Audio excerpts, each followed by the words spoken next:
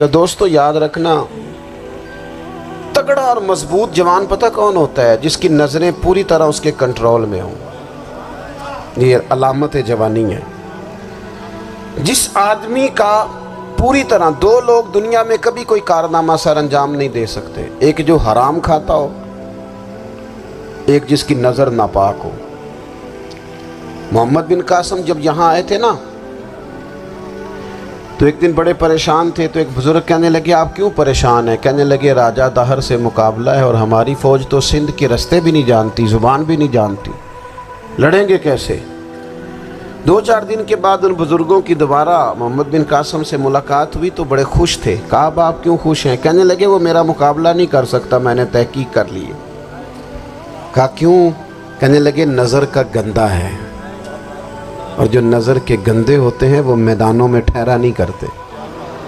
میدان کے لیے نکلنے کے لیے پاک جوانی کی ضرورت ہوتی، تطہیر مزاج ہونا ضروری ہوتا ہے، پاکیزہ افکار اور سچی اور سچی ستھری سوچوں کا ہونا ضروری ہوتا ہے۔ اس لیے فرمایا کہ میرا مقابلہ نہیں کر سکتا۔ حضرت عبداللہ ابن حذافہ کمرے میں تھے، تو وزیر کی بیٹی اندر سجی سنوری پہنچ گئی۔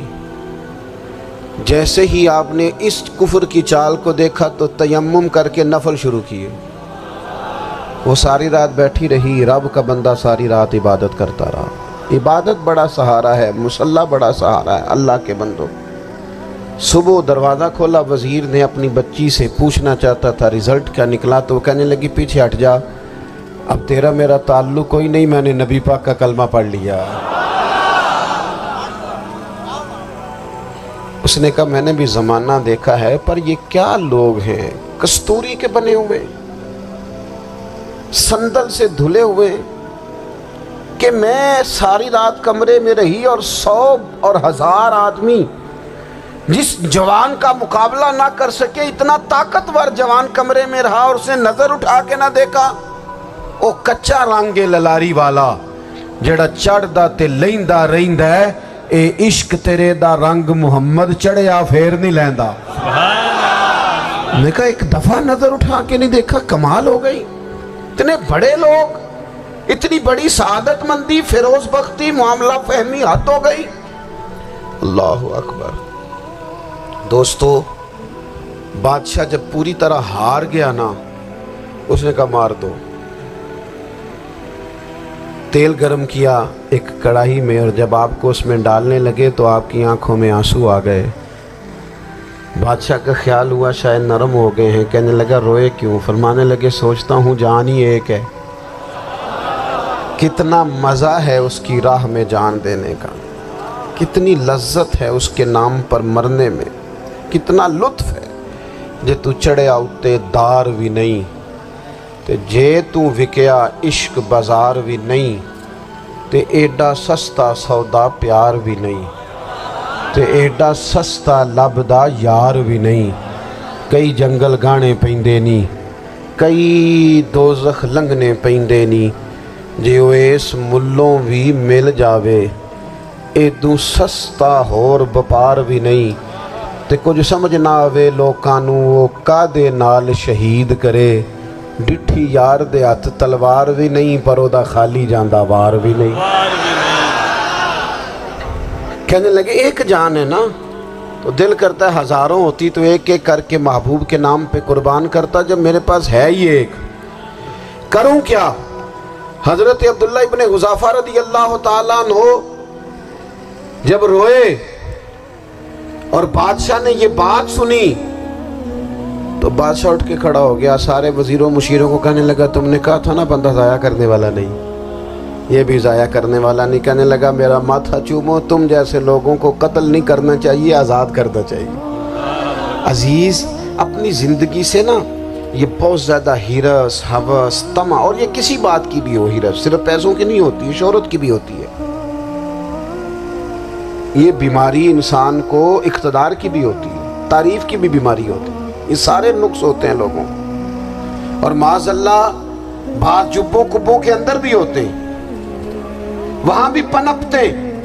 اپنی زندگی جب تک اس سادگی میں نہیں لاؤ گے جو رسول پاک نے عطا فرمائی، جب لوگ آسانیوں میں پوری طرح الجھ گئے تو پھر وہ دور ہوئے اور کفر چڑھ گیا۔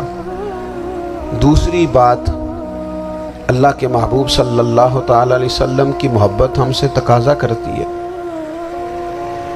کہ ہم اس مشن کے لیے کام کریں جس مشن کے لیے رسول پاک نے کام فرمایا ہے۔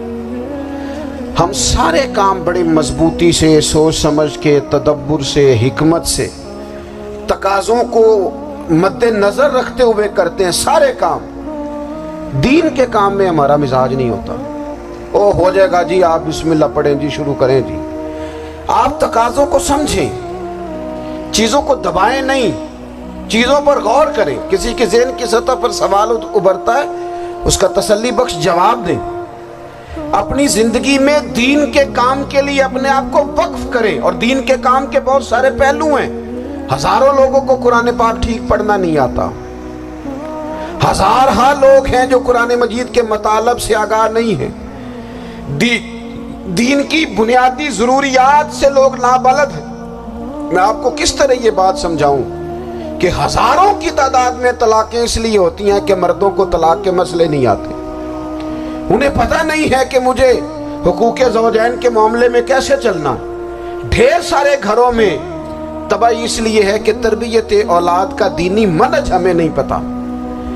اپنا حصہ ملائیں دین کے کام میں۔ ایک آدمی کو اگر تو نمازی کرنے میں کامیاب ہو گیا، تیری زندگی بدل گئی۔ وہ دین بیزار لوگ جو ہمارے بیچ بیٹھ کے ہماری نوجوان نسل کو پگڑی اور داڑھی کا نام لے کے بنیادی طور پر دین سے دور کرتے، ایسے نوجوانوں کو دین کا پیغام محبت دے کر دین کے قریب کرنا ہماری ڈیوٹیوں کا حصہ ہے۔ ہمیں ذمہ داری کا احساس کرنا پڑے گا، ہمیں یہ خاص قدم اٹھانا پڑے گا، توجہ دینی پڑے گی۔ مساجد، مدارس، میں آپ سے عرض کروں، اتنی ڈٹ کے مخالفت ہوتی ہے نا مدرسوں کی، اتنی ڈٹ کے۔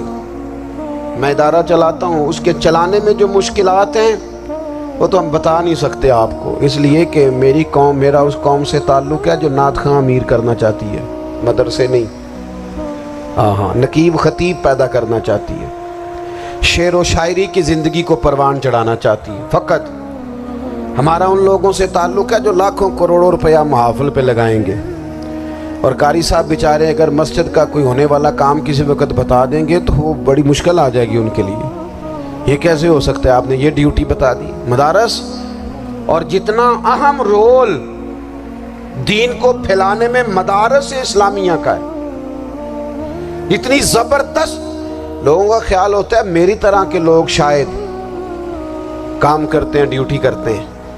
یہ 10-15 لوگ آپ کو نظر آتے ہیں جو آپ کو کہیں میڈیا پر یا ادھر ادھر ڈیوٹی کرتے، مخلص لوگ اپنی جگہ پہ، وہ بھی بڑا ہی کام کر رہے ہیں، جو میڈیا پہ آ کے بھی اخلاص سے اور درد دل سے کو دین کی، ان کی بھی کسی بات کی حوصلہ شکنی نہیں۔ لیکن ہزارہا اساتذہ جو مدارس میں بیٹھ کے پڑھاتے ہیں، جنہوں نے وہ سارے لوگ تیار، آپ سمجھ نہیں سکتے کتنا بڑا کام۔ حفظ کا استاد جو ہوتا ہے نا، اس کی ڈیوٹی 24 گھنٹے ہوتی ہے، فجر سے پہلے، اور اس نے بچوں کو اٹھانا۔ تنخواہ تو ہم انہیں دینا نہیں نہ چاہتے جی، تنخواہ نہیں دے دی انہوں نے، ہمیں مولوی امیر نہ ہو جانا۔ مولوی نو تے سوٹ بھی 27ویں والی رات دے ہے تاکہ کدھر سوان کے عید والے دن پا نہ لوے، چونکہ 27ویں تو بعد تے درزی پھڑتا ہی کوئی نہیں، کیوں حضرت ایسے ہی ہے نا، اس وقت تو نہیں نہ لیتا۔ تو ہم چاہتے ہیں مولوی ہماری مرضی کے ہماری طرح کا سوٹ نہ پہن لے۔ مدارس کی مضبوطی، آپ یہ دیکھ لیں، یہ صلاح الدین ایوبی کا تعلق بھلا کس چیز سے تھا؟